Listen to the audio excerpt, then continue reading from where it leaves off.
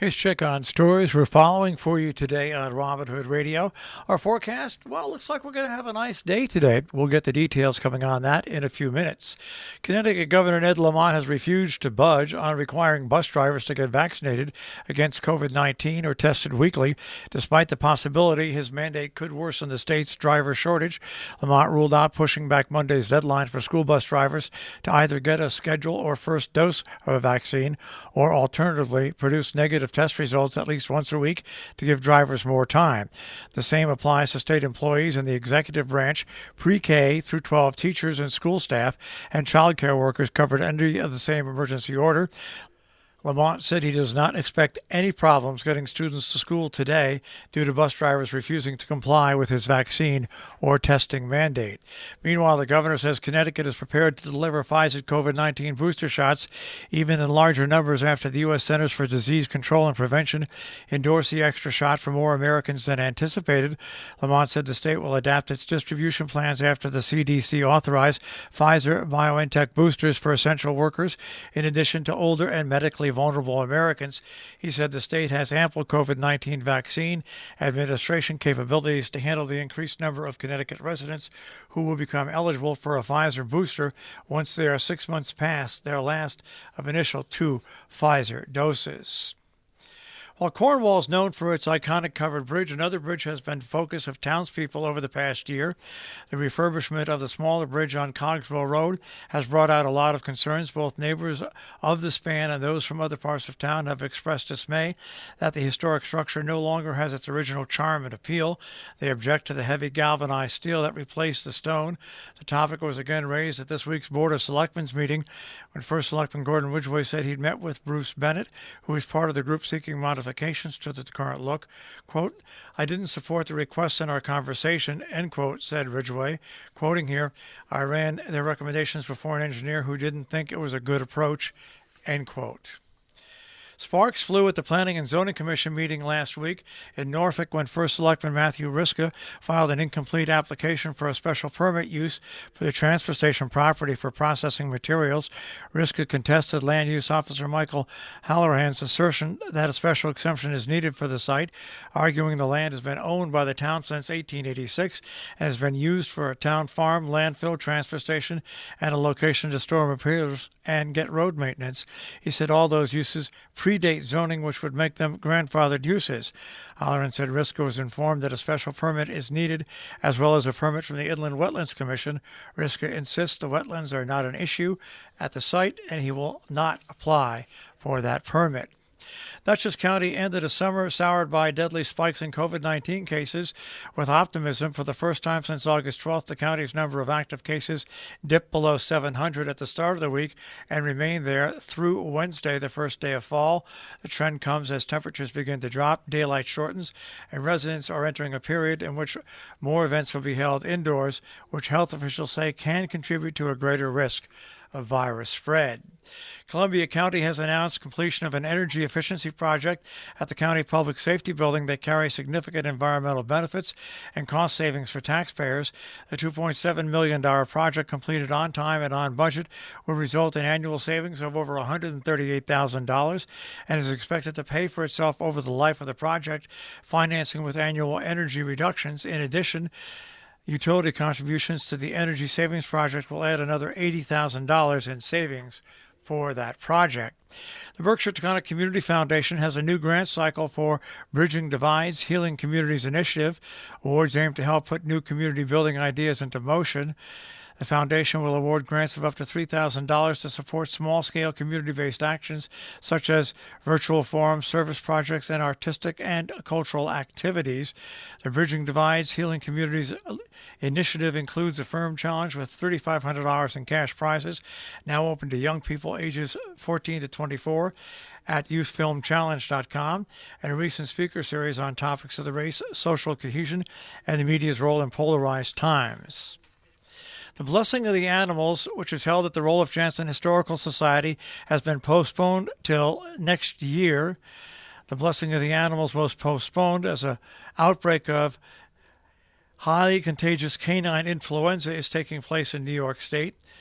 to ensure the health and safety of pets and the library people, attendees, and employees, they strongly recommend you contact your local veterinarian. Coming up today in Kent, Housatonic Resource Recovery Authority at 1, Inland Wetland Special Meeting at 7 p.m. In Cornwall today at 4 p.m., Cornwall Affordable Housing Plan via Zoom. Cornwall Board of Appeals meeting happens via Zoom tonight at 7 p.m. In Salisbury at 5:30, the Salisbury Board of Education has a meeting. At 6:30, the Inland Wetlands and Watercourse Commission has a meeting. In Millerton, New York, a regular meeting for the board comes up at 6 p.m. tonight. In Sharon, the Historic District Commission has a meeting that is set for 6 p.m. tonight as well. Conservation Commission in Sheffield meets tonight at 7 p.m. Coming up tomorrow in Canaan Falls Village, the Special Board of Finance Committee meeting at 9 o'clock in the morning. Tomorrow in Sheffield, the Cultural Council has a meeting at 4 p.m. In Sharon tomorrow, the Board of Selectmen at 5:30. The Board of Finance also have a meeting set for 5:30 tomorrow. Dover Union Free School District has a meeting tomorrow at 6 o'clock.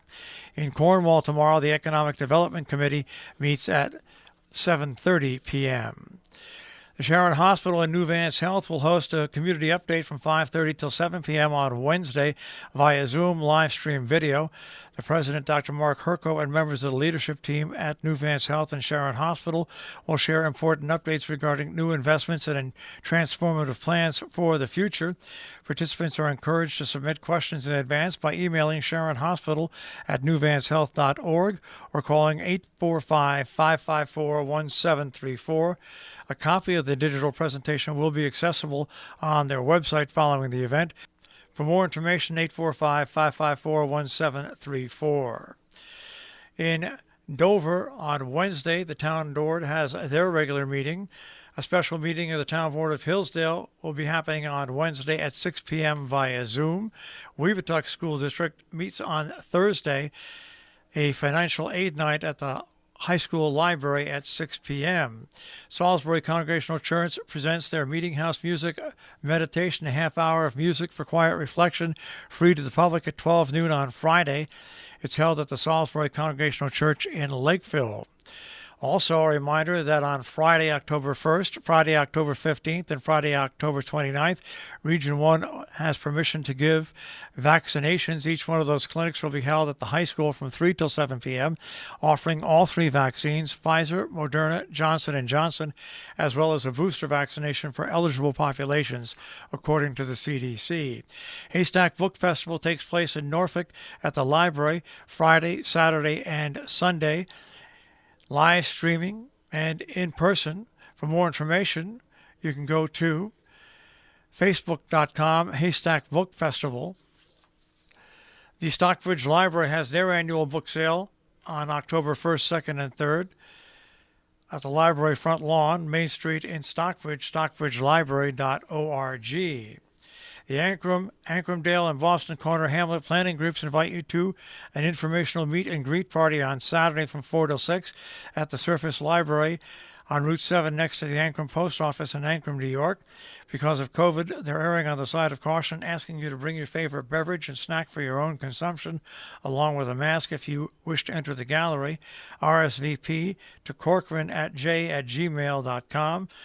Kent Memorial Library presents Kent Quiznight. Saturday, October 2nd at 7 p.m. Doors open at 6. Proof of vaccination is required for entry. It will be held at the Connecticut Antique Machinery Association, 31 Kent Cornwall Road in Kent, Connecticut. The quizmaster will be Shara Marshall, MC Steve Penner. To form a team of 4 and give it a name is $50 per team. $60 at the door, plus a bottle of wine. You may register in person at the library or online at kentmemoriallibrary.org. Our business brief is underwritten by Morgans at the Interlaken, interlakenin.com. You'll also find them on Facebook and Instagram, and also underwritten by Salisbury Bank and Trust, salisburybank.com. Dow Jones Industrial Average starts off the week at 34,798.00, the Nasdaq at 15,047.70, and the S&P 500 at 4455.46. We'll take a look at the tri-state forecast. That'll come your way in just a few moments.